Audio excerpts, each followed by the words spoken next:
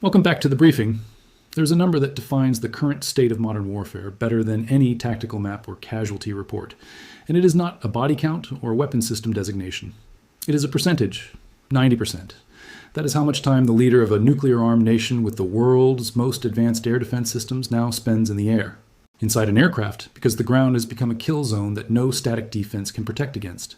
The leader of Israel is governing from 35,000 feet connected to his military and cabinet through highly encrypted satellite links. Because staying in one location for more than a few hours creates a targeting window that precision strike technology can exploit faster than any security protocol can prevent. Let that sink in for a moment. The most defended buildings in one of the most militarized states on Earth are now considered too vulnerable for their primary occupant to use. That is not a tactical adjustment. That is a structural admission that the assumptions about leadership security that defined the past 70 years of conflict no longer hold. And the mirror image of this reality exists on the other side. Iran's newly appointed supreme leader has a name that is a state secret, not his title, his name. The identity of the person now running Iran's government is being concealed from the public, from foreign intelligence, from everyone except the innermost circle of the IRGC command structure. Because the intelligence fusion that allowed Israel and the United States to geolocate and eliminate the previous leader is still operational and still targeting anyone who assumes visible authority. So governance in Tehran is being conducted from the shadows by a leader whose identity cannot be revealed, because revealing it creates the intelligence marker that precision strike systems require. Two governments, two nuclear threshold nations, both conducting leadership from positions of extreme operational security, because the cost of being visible, of being stationary, of occupying the buildings that governments are supposed to occupy is now higher than the cost of governing in motion or in secret. Stay with me, because what is happening in Tel Aviv explains why both leaders have adopted these extreme measures. The city is under sustained bombardment, not occasional strikes, sustained and relentless. The Iron Dome, the most tested air defense system in modern warfare, with a publicly advertised intercept rate above 90%, is failing to stop every incoming threat. Not because the technology is inferior, but because Iran's military doctrine has evolved to exploit the one vulnerability that no air defense system can overcome: volume. The strategy is called saturation. Fire more projectiles than the defender has interceptors. Force the system to engage cheaper threats with expensive missiles until the defender's magazine is depleted and the high-value targets get through. A drone that costs $5,000 to manufacture forces Israel to fire an interceptor that costs $50,000. A basic rocket forces a response that costs 10 times more. And when you scale that across hundreds of launches per day, the financial and logistical mathematics become unsustainable for the defender. Israel is spending its way into a stockpile crisis, while Iran is mass-producing the threats that create it. Now here is where the cost asymmetry becomes catastrophic. The United States, Israel's primary military backer and the source of its most advanced defensive systems, just lost one of its most valuable strategic assets in the region. The ANTPY-2 radar, the primary sensor for the THAAD missile defense system stationed at Muwafaq Salti Air Base in Jordan, was struck and destroyed in a precision attack. This is not a truck-mounted launcher or a field battery. This is a $500 million radar array the size of a football field, designed to detect ballistic missiles hundreds of miles away and provide the tracking data that allows interceptors to engage them. It was the eye of the entire air defense architecture in the Eastern Theater, and it is now blind. The strike that destroyed it required intelligence on the exact location of a system that is mobile, heavily defended, and operated under strict emissions control to avoid giving away its position. Someone knew where it was, when it would be vulnerable, and how to get ammunition through the defenses surrounding it. That is not battlefield opportunism. That is intelligence-driven targeting at a level that suggests either catastrophic operational security failures or penetration of the networks that control U.S. military positioning in the region. But the damage is not limited to hardware. The first 100 hours of this conflict have cost the United States approximately $37 billion, not direct military expenditure, and economic impact. Gas prices in the United States have spiked to their highest levels in 18 months. The Dubai stock market, a critical financial hub for Middle Eastern capital flows, has lost value as attacks on American assets create uncertainty about regional stability. And the Strait of Hormuz, the choke point through which 1/5 of the world's oil transits, is under a closure threat that has sent insurance premiums for tanker traffic to levels that make commercial shipping economically unviable. Iran has publicly stated it will only target Israeli and American vessels, but the insurance underwriters who price risk for every tanker moving through that strait do not operate on public statements. They operate on actuarial models, and those models now show that the probability of loss in Hormuz has increased to the point where coverage costs more than the cargo is worth. Shipping companies are refusing to transit. Energy that needs to move from the Gulf to Europe and Asia is not moving. And the ripple effects are appearing in heating bills in Canada, transportation costs in Europe, and manufacturing inputs across every supply chain that depends on Gulf oil or liquefied natural gas. Now consider what is happening on the northern front while all of this unfolds. Hezbollah launched rocket attacks into northern Israel that wounded 8 soldiers, including the son of a senior government minister. That detail matters. This is not random collateral damage. This is a conflict that has now reached directly into the families of the decision makers who authorized the strikes that started it. When the children of cabinet officials are being wounded in retaliatory strikes, the political pressure to escalate, to demonstrate strength, to retaliate harder, becomes a domestic imperative that overrides strategic calculation.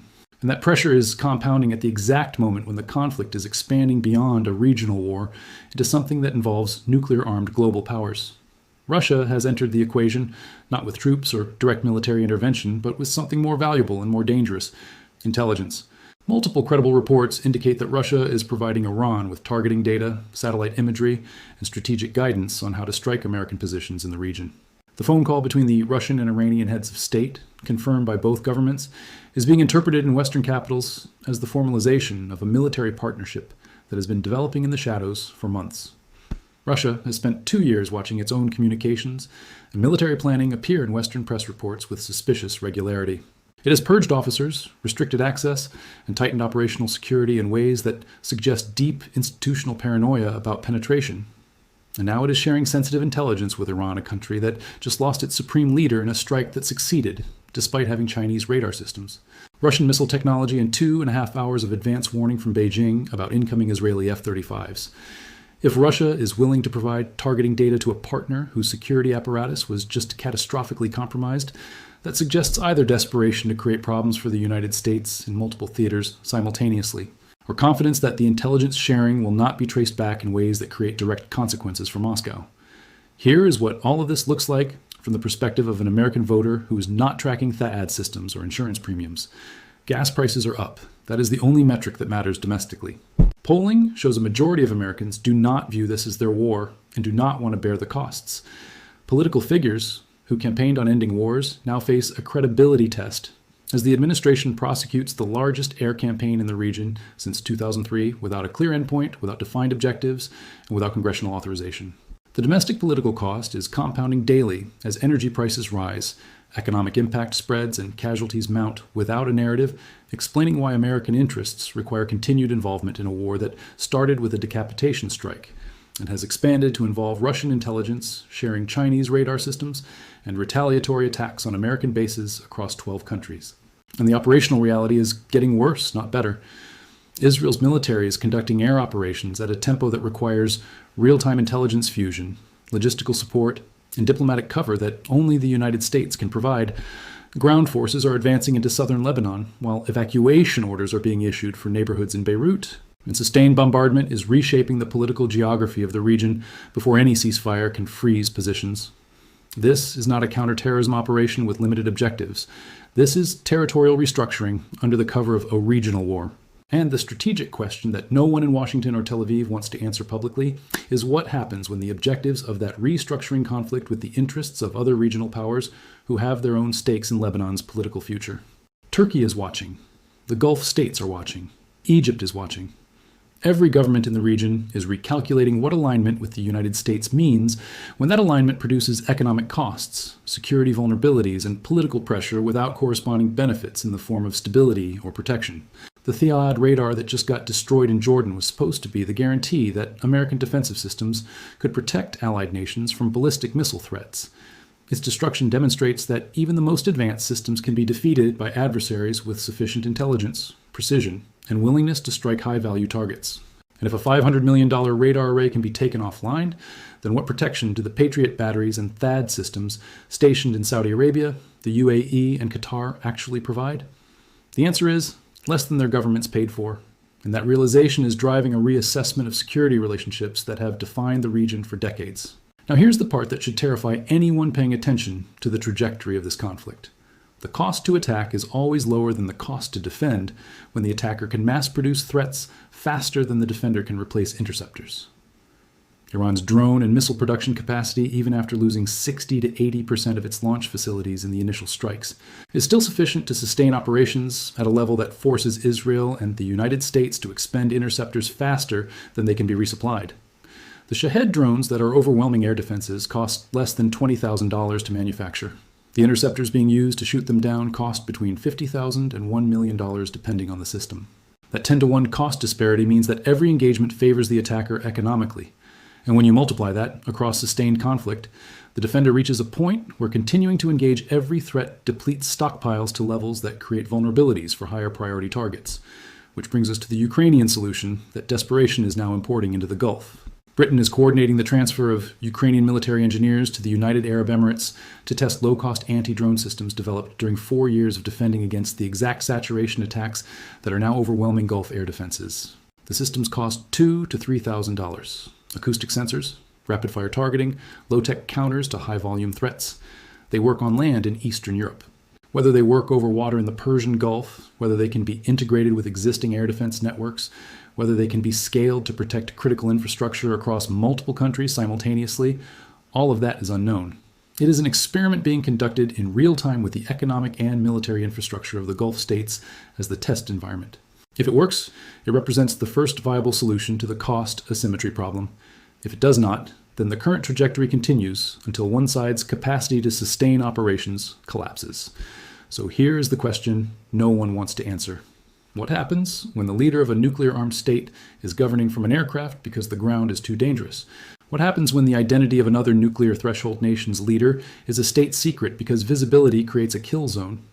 What happens when a $500 million radar gets destroyed, $37 billion in economic damage accumulates in 100 hours, and gas prices spike to 18-month highs while polling shows the public does not support the war?